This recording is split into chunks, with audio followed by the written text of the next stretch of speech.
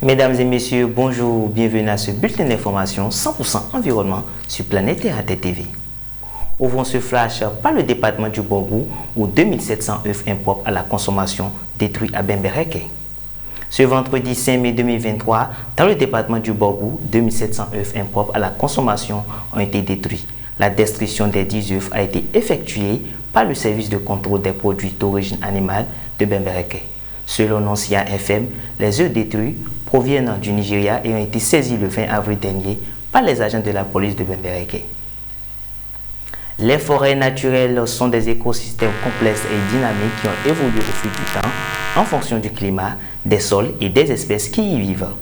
Elles abritent une grande variété de plantes et d'animaux et fournissent des services essentiels tels que la régulation du climat, la purification de l'air et de l'eau, ainsi que la production du bois et d'autres produits forestiers. Cependant, ces forêts sont souvent menacées par des incendies naturels, des maladies et des insectes qui peuvent causer des dommages importants.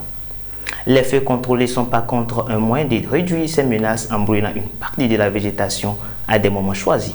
Élément de réponse dans le 19h45. Les plantations artificielles sont un moyen innovant de cultiver des plantes sans nécessité de terres arables ou des conditions météorologiques spécifiques. Dans les plantations artificielles, les plantes sont cultivées dans un environnement contrôlé avec des paramètres tels que la température, l'humidité et la lumière étroitement surveillées et ajustées pour répondre aux besoins spécifiques des produits. Ces plantations peuvent être utilisées pour cultiver une variété de cultures, y compris des légumes, des fruits, des herbes, des plantes médicinales et même des fleurs. Les avantages des plantations artificielles sont nombreux, notamment une utilisation plus efficace de l'espace, une réduction de la consommation d'eau, une production sans pesticides ni herbicides. Les plantations artificielles sont également une solution pratique pour les zones urbaines qui manquent d'espace pour l'agriculture traditionnelle. Les entreprises et les particuliers peuvent également utiliser les plantations artificielles pour cultiver leurs propres aliments et améliorer leur alimentation.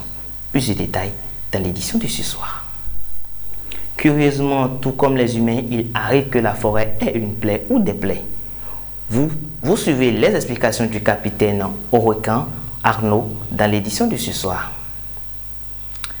C'est la fin de ce bulletin d'information exclusivement consacré à l'actualité environnementale.